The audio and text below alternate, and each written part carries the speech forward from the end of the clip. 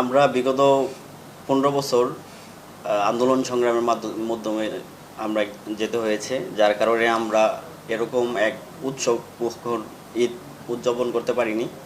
যার কারণে আমরা প্রতি বছরই আমাদের সহযোদ্ধাদের পাঞ্জাবি উপহার দিয়ে থাকি। আপনারা জানেন, দেশনায়ক জনাব তারেক রহমানের ঈদ উপহার সাধারণ মানুষের মাঝে পৌঁছে দিতে দিতে সময় স্বল্পতার কারণে আমরা পাঞ্জাবিটা এবার কিনতে পারিনি। যার কারণে পাঞ্জাবির টাকাটা আমাদের সহযোদ্ধা বিভিন্ন উপজেলায় উপজেলায়, আপনারা জানেন নারায়ণগঞ্জ জেলা একটা বৃহৎ বৃহৎ ছাত্রদলের ইউনিট।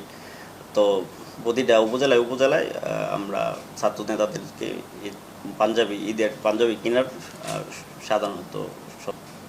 আপনারা জানেন আমি পড়াশোনার পাশাপাশি বিভিন্ন সরকারি বৈধ ব্যবসার সাথে জড়িত আছি, যে ব্যবসা থেকে আমি বিগত দিনও আমার পরিবার এবং আমাদের সহযোদ্ধাদের সংগঠনের পিছনে আমি ব্যয় করে থাকি।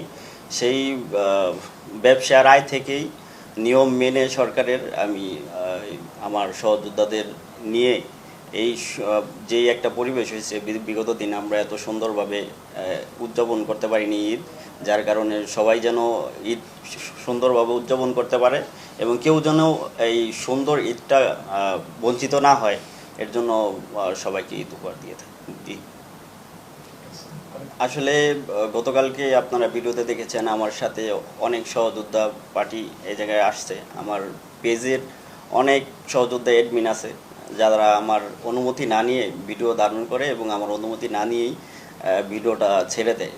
যেহেতু উপহার থাকবে গোপনে, সেটা তো ওপেন হওয়ার কোনো কারণ নেই। এটা আসলে আমার ভুল হয়েছে এবং আমার সহযোদ্ধাদের আমি এই বিষয়ে খুবই সতর্ক করেছি এবং আমি ভবিষ্যতে সতর্ক হব এরকম ভুল কাজ যেন আমার দ্বারা না হয়।